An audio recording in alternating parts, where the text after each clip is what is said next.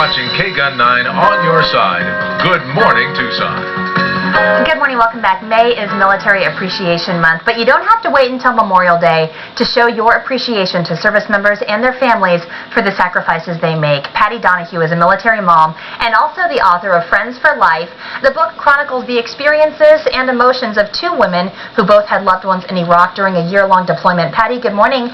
Nice to have you with us. Good morning. Thanks for having me, Sure, Kimberly. no problem. Let's go ahead and talk a little bit about the book and tell us kind of why you decided to go ahead and write stuff down.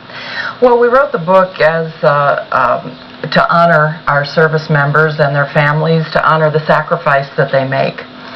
And the book is the story of our families, two families, a very intimate look into our families and what went on during our deployments. And you met a woman online. You guys both had loved ones over there serving together, and you just decided to kind of chronicle your experience and kind of an unlikely pairing and how you guys came together. Yes, absolutely. We were thousands of miles apart. We didn't know each other at all. The connection was my son and her brother were in the same platoon. My son was a medic and her brother was an infantryman, and we met through that connection. And you mentioned during your son's deployment it was an emotional roller coaster, as we can imagine. Speaking of that emotional roller coaster, it's something I'm sure a lot of military folks deal with. What is your advice for folks at home in dealing with someone who might be serving overseas? Well, there are, of course, are many things that we note in the book that helped us. But to start, contact your family readiness group. They would be very helpful to you in providing information during the deployment. Write to your family, of course, keep in contact with them, and send care packages. We found that that was so helpful to us because it was the one thing we could do to actually be doing something to help, and it helped them because we knew what they wanted. Sure.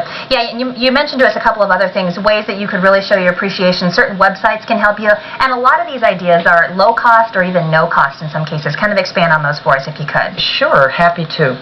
Well, you can pick up the phone and just call the family member of a serviceman and thank them for their sacrifice. You can write letters to organizations that can give you servicemen to write to, are soldiersangels.org and amillionthanks.org. You can send care packages. There are two organizations, well, many, but two that we know of very well, Operation Gratitude and Any Soldier. Okay. If people want more information on the resources available, you have an entire section in your book that kind of makes it easy and spells it out for people. Absolutely. It's also available on our website. You can contact us directly. We get those messages on from our website, and we do communicate back.